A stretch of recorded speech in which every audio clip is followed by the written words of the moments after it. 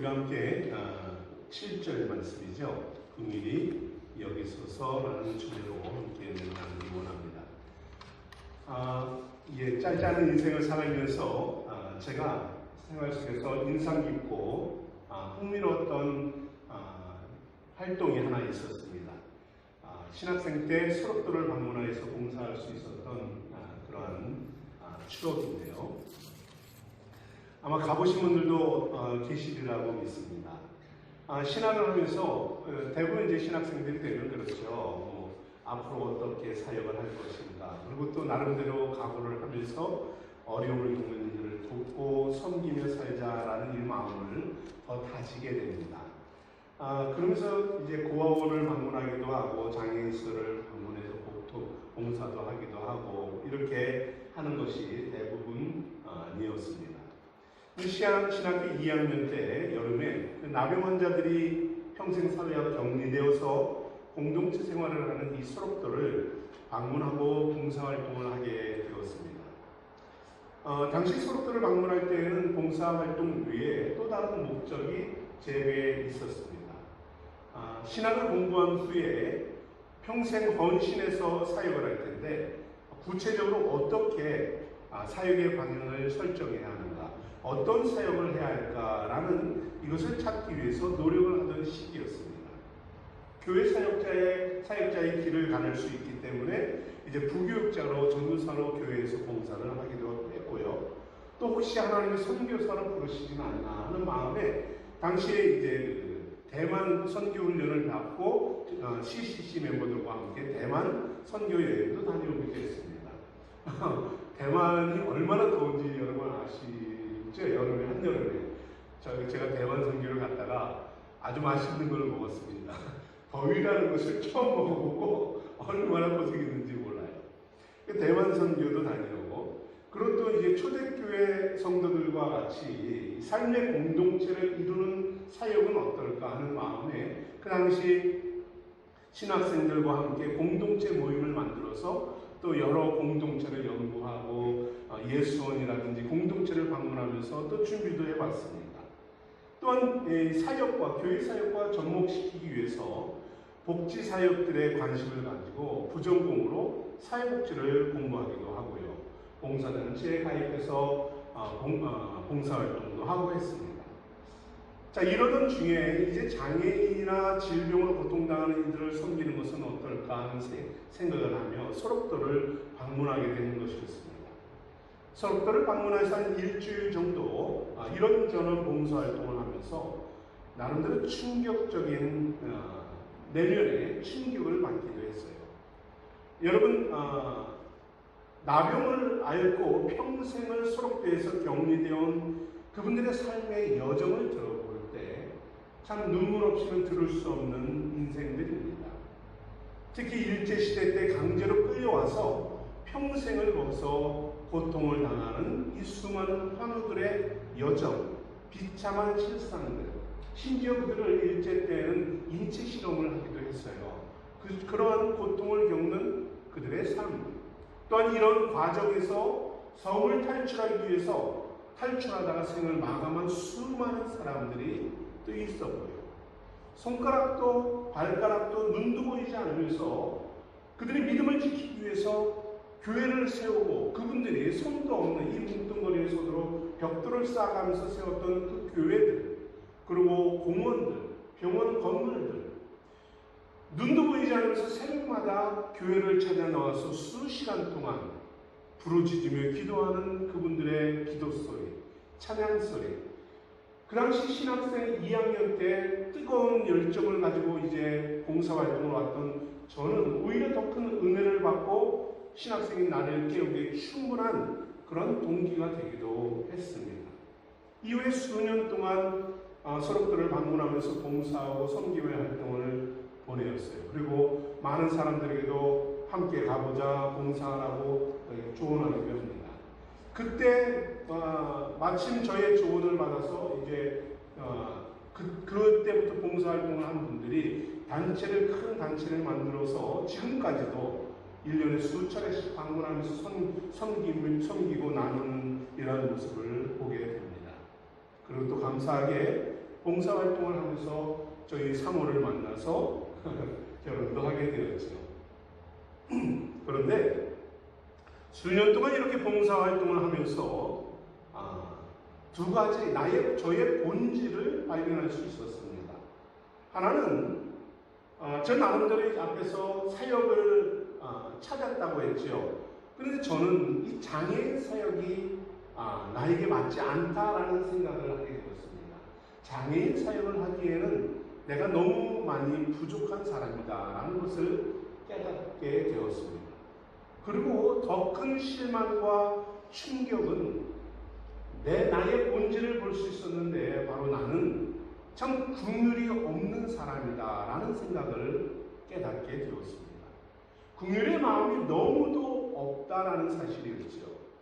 저의 몸은 그들과 함께 생활을 하였고 그들과 대화하고 그분들과 교제하고 봉사하고 심지어 다리가 불편한 분들은 걷지 못하는 분들 이제 이 나병이 오면 이 관절들이 제일 먼저 문제가 생기거든요. 그럼 잘라내야 됩니다. 걸을 수 없는 분들을 업고 모임이 있는 곳에 먹고 섬기는 곳에 업고 다니고 또 수십 년 이 몸이 살이 썩는 냄새가 집에 배어요. 배입니다. 그러면 이 집에 들어가면 진짜 살이 썩는 냄새가 납니다.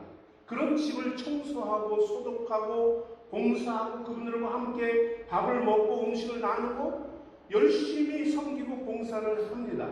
그런데 정말로 그들과 하나 되지 못하고 그들을 향한 긍휼의 마음으로 섬기지 못하는 나의 마음을 보면서 정말로 안타까움과 괴로움에 빠지는 나를 볼 수가 있었습니다. 진실로 긍휼의 사랑이 아니라 신앙인이라는 이 형식과 의무감으로 봉사를 하고 섬기는 이러한 모습을 보면서 얼마나 실망했는지, 얼마나 나의 모습에 안타까워했는지 알 수 없었습니다. 결국 소록도에서 만나 교제를 하는 저희 사모에게 이렇게 선포하게 되었어요. 나는 장애인과 이런 섬김의 삶을 할 수는 없겠습니다. 나는 이런 달란트가 없는 사람입니다. 하면서 나는 그냥 교회 사역에 집중하겠다라고 이야기했습니다. 사실 저희 사모는 그 당시 이제 장애우 복지를 공부하면서 정말 열심히 봉사를 하고 섬기며 나가는 사람이었어요. 얼마나 열심히 장애인들을 섬기고 그들과 함께 하는지 처음엔 제가 오해를 할 정도였습니다. 왜냐하면 장애인들을 바라보는 그 사람의 그 행동은 정말 우리는 한 걸음 스텝백을 하면서 보는데 이 사람은 똑같이 저를 대하듯이 그들을 대하는데 오해를 할 정도였으니 뭐 말할 것이 없습니다. 그렇게 열심히 사역을 하는 그에게 나는 장애인 사역을 못합니다 라고 하고 그 사역을 중단하는 결과를 가져오게 되었습니다. 자신의 달란트를 내려놓고 목회자의 사모로만 평생을 살아가는 그 삶을 보면서 항상 제 마음에 미안한 마음이 들기도 했죠. 지금 생각해보면 이렇게 봉사면 봉사, 교회는 교회 이렇게 단정하며 사역을 준비했던 저의 모습이 참 어리석었다라는 생각을 하기도 합니다. 왜냐하면 긍휼의 마음, 이것은 헌신하고 봉사하는 이 사역은 자신의 사역과 사명과 달란트와는 개념을 뛰어넘는 그러한 사역이기 때문입니다. 긍휼은 주님을 믿는 모든 성도가 마땅히 감당해야 하는 삶의 자세이지 사명이 있어서 하는 것이 아니라는 사실입니다. 그래서 우리는 더 열심히 섬겨하고 더 열심히 봉사하고 더 열심히 긍휼의 마음으로 사람들에게 다가가야 하는 것이지요. 이것이 성도의 삶이며 이것이 성도의 특권이기도 합니다. 그런데 모든 헌신과 봉사, 복음사역에 바로 긍휼의 마음이 기초에 깔려 있어야만 한다는 사실입니다. 여러분은 자신을 긍휼의 사람이라고 보시나요? 여러분 영국인들이 쉽게 하는 거 있죠? 1에서 10으로 말한다면 여러분들 한 몇 점 정도 줄 것 같습니까? 여기서 우리 정승 주사님 몇 점 정도? 3점 주겠습니다. 3점. 이게 그 정도면 양호합니다. 저는 한 1.2점 정도 되지 않을까 싶은데 3점이면 양호한 것 같습니다. 여러분 자신이 긍휼의 사람인 것을 여러분 무엇을 기준으로 판단하고 평가합니까? 오늘 저는 여러분과 함께 긍휼의 마음을 묵상하기를 원합니다. 긍휼의 마음으로 살아갔으면 하는 소망으로 함께 나눔을 갖기를 원합니다. 긍휼이란 자비, 연민, 인정, 은혜라고 번역되는 헬라어의 에레오스라는 말입니다. 긍휼에는 대상이 있지요. 누구입니까? 먼저는 자기 자신일 것이에요. 그리고 타인들, 모든 사람들을 포함한 인생들입니다. 그러나 대부분 이 긍휼을 제한을 줍니다. 어디에 한계에 머물러 있습니까? 자기 자신에게 머물러 있지요. 나는 긍휼을 받아야 할 사람이고 나는 불쌍히 여기고 은혜 받아야 할 사람으로 여깁니다. 더 이상 나가지 못하지요. 그러나 진정한 긍휼은 무엇일까요? 타인을 향해야 하는 것입니다. 진심된 긍휼은 나에게 머물러 있는 것이 아니라 반드시 베풀어져야 하는 것입니다. 비참함과 곤란함을 겪는 타인들을 불쌍히 여기고 자비와 동정과 은혜를 베풀려고 하는 그 마음, 그것이 바로 긍휼인지요. 이런 인생은 바로 하나님으로부터 물려받은 마음입니다. 지극히 34장에 이렇게 말씀하고 있어요. 여호와라 여호와라 자비롭고 은혜롭고 노하기를 더디하고 인자와 진실이 많은 하나님이라. 인자를 천대까지 베풀며 악과 과실과 죄를 용서하시리라. 우리 하나님은 출애굽한 이스라엘 백성들이 하나님을 떠나 대적하며 우상을 섬기고 하나님의 말씀을 대적할 때에 그들에게 자비와 은혜로 다가가시고 과실과 죄를 용서하시며 그들을 품어주는 긍휼의 하나님이십니다. 자비롭고 은혜로워서 천대까지 베푸시는 분이다 하십니다. 인정한 진실로 품어주는 긍휼의 하나님. 예레미야는 이 하나님의 본심에 대해서 에가서에서 이렇게 고백을 합니다. 인생들이 고통을 겪고 근심을 하며 아픔을 겪고 절망하는 그 이유는 그것은 하나님의 본심이 아니다라고 말합니다. 풍부한 자비하심으로 긍휼과 은혜로 여기시는 분이 바로 하나님의 마음이다. 하나님의 본심이다. 그 안에서 긍휼함을 잊고 은혜 얻기를 원하는 하나님의 마음을 예레미야는 우리에게 증거하고 있습니다. 하나님은 당신의 사랑과 긍휼의 본심을 가지고 바로 예수 그리스도를 우리에게 보내주신 것이지요. 그대로 예수님을 통하여서 당신의 긍휼의 사랑을 우리에게 확증해 주십니다. 우리의 죄의 대가를 위해서 심판하는 것이 아니라 독생자 예수 그리스도의 십자가에 희생하면서 인생들을 구원하고 긍휼로 온전히 당신의 사랑을 증명하신 것입니다. 이 주님의 긍휼을 잊기 위해서 우리는 그러면 어떻게 해야 할까요? 먼저는 하나님의 긍휼을 사모하자 권면하고 싶습니다. 우리를 불쌍히 여기소서. 예수님이 가시는 그 곳곳에서 수많은 인생들은 주님께 나와서 이렇게 고백합니다. 나를 불쌍히 여기소서 고백을 합니다. 이때 주님은 소경과 나병 환자들, 주님을 찾아오는 모든 사람들을 긍휼히 여기시며 불쌍히 여기시지요. 주님이 원래 오신 그 목적은 무엇입니까? 전도하기 위함이다라고 말씀합니다. 복음을 전하기 위함이었죠. 그런데 주님은 복음을 듣기도 전에 그들이 나를 불쌍히 여기소서 외칠 때에 그들의 음성을 외면하지 않고 먼저 그들을 긍휼히 여겨주십니다.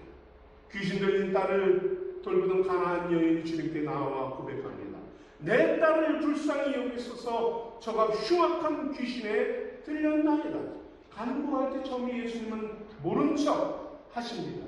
그래도 끊임없이 부르짖는 긍휼히 여겨달라고 호소하는 이 여인에게 주님은 내 믿음이 너를 구원하였느라 내 소원대로 되었노라라고 응답하시지요. 사마리아 성을 지날 때 10명의 남의 환자들이 나와서 예수 선생이여 우리를 긍휼히 여기소서 외칠 때에 그들의 외침대로 고쳐주시고 구원해 주십니다.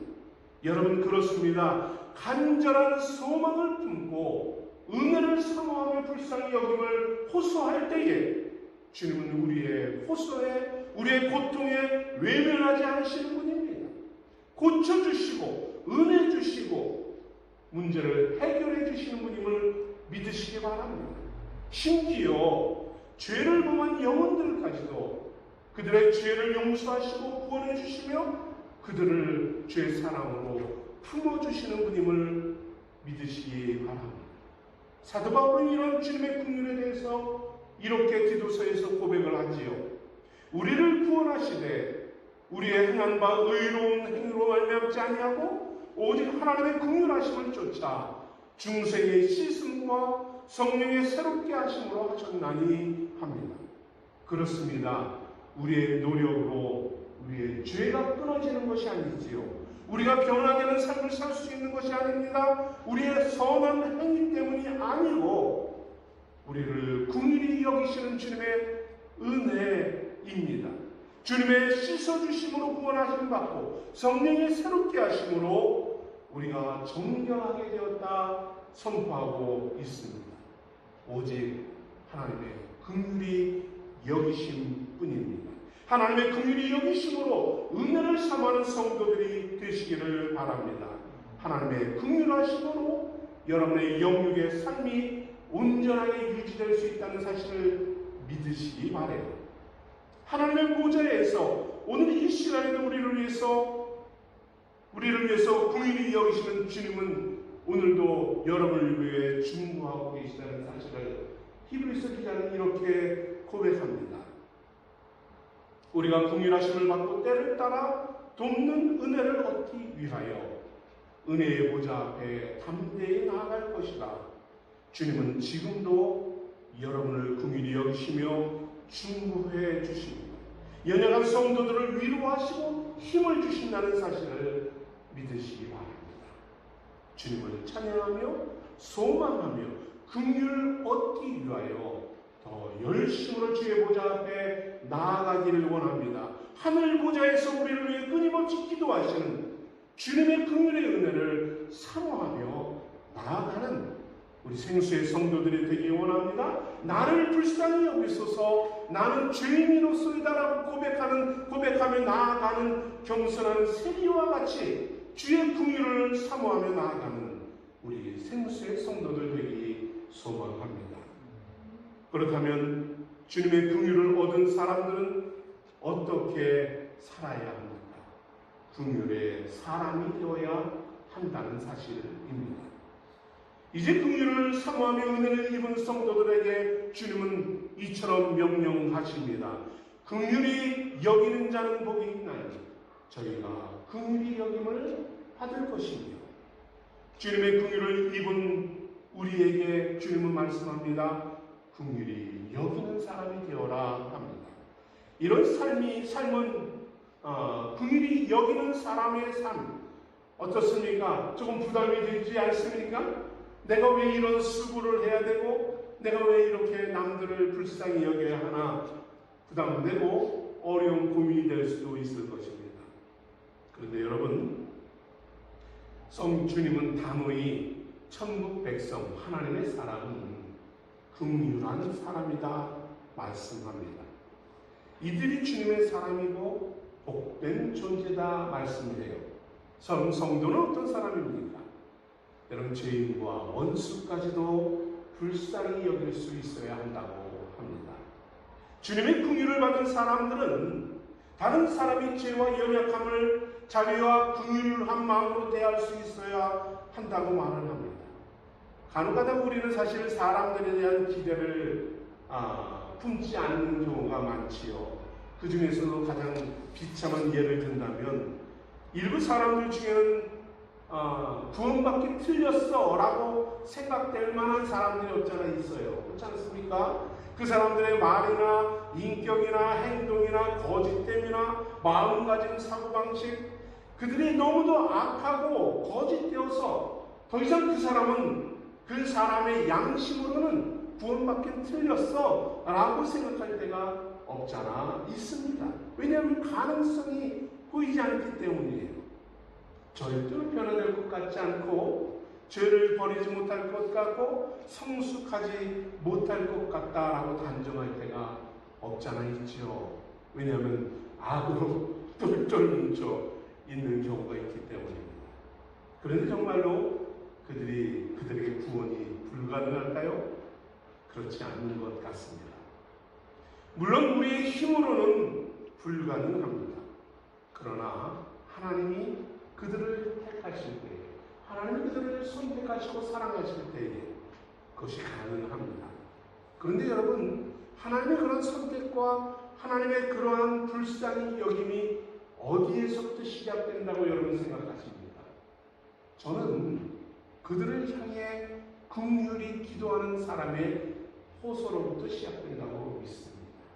정말 불가능할 것 같은데 그들을 마음에 품고 기도하는 사람이 옆에 있을 때에 그 기도를 들으시고 하나님은 그 악한 사람들의 마음을 바꾸어 주신다는 사실입니다. 우리가 그들의 마음을 품고 기도할 때에, 긍휼의 마음으로 기도할 때에, 그때에 우리 안에도 소망이 싹트기 시작을 합니다. 긍휼의 마음으로 그들을 바라보게 되고요, 주님은 긍휼의 눈으로 그들에게 임하십니다. 그들에게 긍휼을 베풀어 주시고 변화되어 주시고 주님의 용서와 회개의 역사가 그들을 통해서 나타난다는 사실입니다.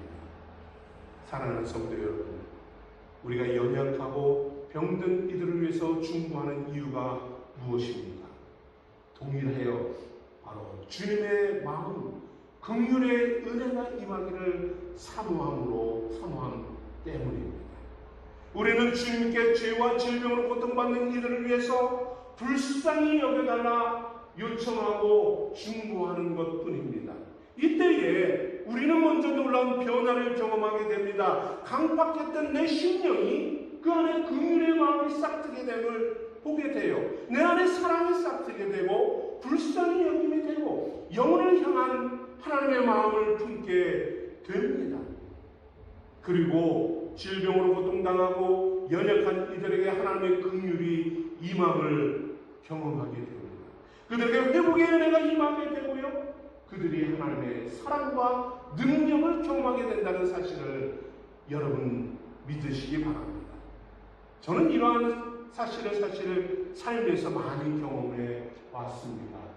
그래서 기도하게 되고요, 그래서 긍휼의 마음이 너무도 적지만 제 안에 긍휼의 마음을 사모하며 간구하게 되는 것입니다. 현재 그들의 상태가 어떠한지 이것은 중요하지 않습니다. 그들의 마음이 준비가 되어 있건 그렇지 않건, 그들이 사모함이 있건 그렇지 않건, 그들이 죄를 버리건 그렇지 않건, 이것은 아무런 의미가 없습니다. 오로지 내가 긍휼의 마음으로 주님의 은혜를 사모할 때에, 그리고 그들을 위해서 품고 기도할 때에 하나님은 우리의 기도를 들으시고 그들의 삶과 그들의 상황을 변화시키는 그 시발점이 된다는 사실을 여러분 기억하시기 바랍니다. 여러분, 우리 주변 사람들이 변화되지 않는 원인이 어디 있다고 생각을 합니까? 여러분, 내가 긍휼의 마음으로 기도하지 않았기 때문이라는 생각은 들지 않나요? 내가 그들을 향하여서 긍휼을 품지 않아서 그들이 변화되지 않은 이유가 있지는 않을까요? 주님이 우리 안에 우리를 긍휼히 여기셨던 것처럼 우리도 긍휼의 마음으로 기도해야 합니다. 긍휼로 사랑하고요, 긍휼로 섬기며 나아가야 합니다. 이때 성령의 은혜가 임하시고요, 잘못되고 삐뚤어진 그들의 죄성이 벗어짐을 당하고 그들의 아픔이 고쳐짐을 당하고 회복의 역사가 일어나게 된다는 사실을 믿으시기 바랍니다. 죄의 노예로 살던 사람들이 주님의 은혜로 구원받는 죄를 버리는 역사가 임합니다. 심지어 여러분, 기도로 믿음으로 기도할 때에 하나님이 그 죄인을 회개시키기 위해서 강권적으로 역사하는 것을 여러분 보십니까? 그 경험하셨나요? 그렇습니다. 믿음의 성도들의 긍휼의 기도가 그들을 통하여 강권적으로 역사하시는 때도 있습니다. 우리가 긍휼의 사람으로 변화될 때에 하나님은 놀라운 역사, 거룩한 성도로 그들을 삼아주시고 연약함을 치유하시고 회복케 하시고 놀라운 하나님의 영광이 임하게 된다는 사실을 믿으시기 바랍니다. 여러분, 이런 기도를 가장 많이 체험하는 분들이 있어요. 누군지 아십니까?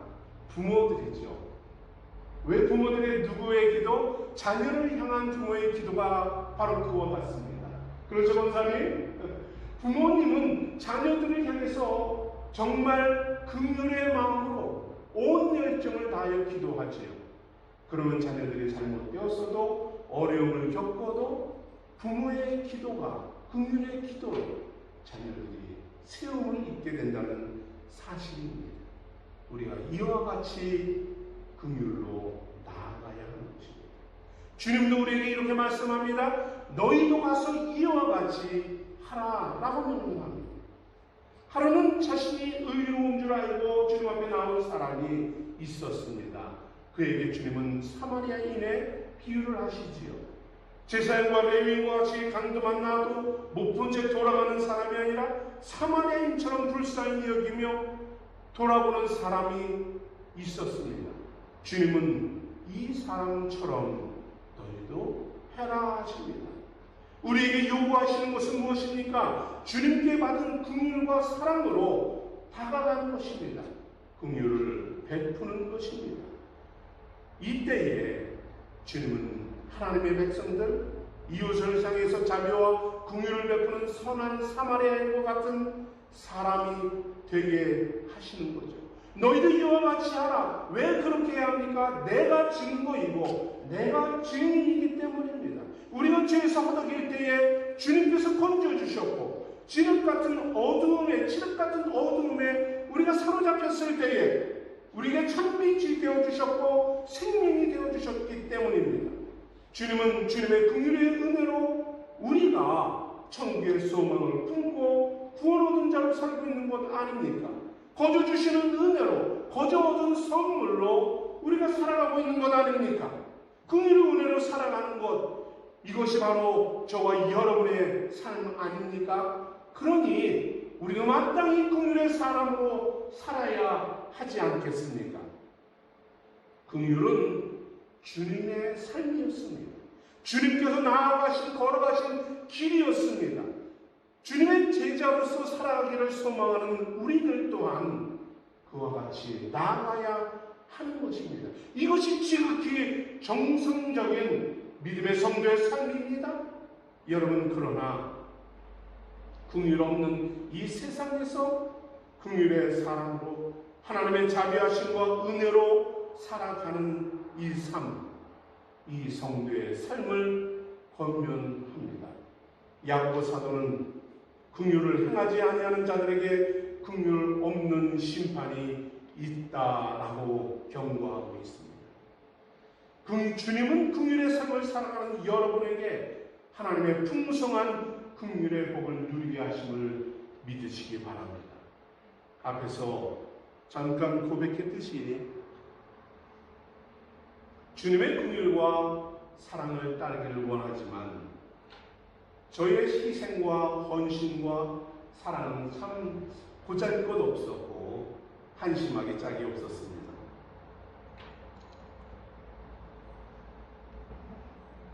신앙인이라는 의무감에서 그리고 형식적이고 진심에서 우러나오지 못하는 그러한 희생이 얼마나 많았는지 정말 그때는 참 많이 번민하고 갈등하고 이거 내가 제대로 된 신학생인가? 제대로 하나님 앞에 헌신할 수 있을까? 이 두려움이 얼마나 심각했는지 몰라요. 여전히 그렇습니다. 사랑하고 섬기고 봉사해야 하지만 여전히 인색한 마음이 저를 지배하고 있고 냉랭한 차가운 가슴과 이성으로 판단하고 교만함과 포장된 의로움으로 살아가는 모습이 얼마나 많은지 모릅니다. 주님의 긍휼과 긍휼의 사랑과 열정으로 살기를 원하지만 그러지 못한 저를 위해서 여러분 기도해 주시기 바랍니다. 더욱 주님의 긍휼의 은혜를 사모하며 저도 나아가겠습니다. 나를 불쌍히 여기소서 간구했던 이들과 같이 주님의 긍휼의 은혜를 저와 함께 여러분도 사모하길 권면을 드립니다. 또한 우리 이웃들에게도 그들의 연약함과 부족함을 위해서 우리가 또한 중보하며 긍휼한 마음으로 그들에게 다가가길 원합니다. 그들도 우리처럼 연약한 이들이고요. 언제나 깨어질 수 있고 언제나 실수할 수 있고 세상에 붙잡혀 살아갈 수 있는 연약한 사람들 아니겠습니까? 주님의 긍휼의 마음으로 그들을 품어나가면 좋겠습니다. 먼저 긍휼을 입은 우리가 다가가고 그들을 위해서 중보하며 주님의 긍휼 안에서 살아갈 수 있도록 함께 권면하면 좋겠습니다. 이때에 긍휼히 여기시는 주님의 은혜가 저와 여러분의 삶 가운데 풍성하리라 믿습니다. 주님의 긍휼의 은혜가 우리 생수의 모든 성도들 가운데 충만하기를 소망합니다. 오늘 말씀을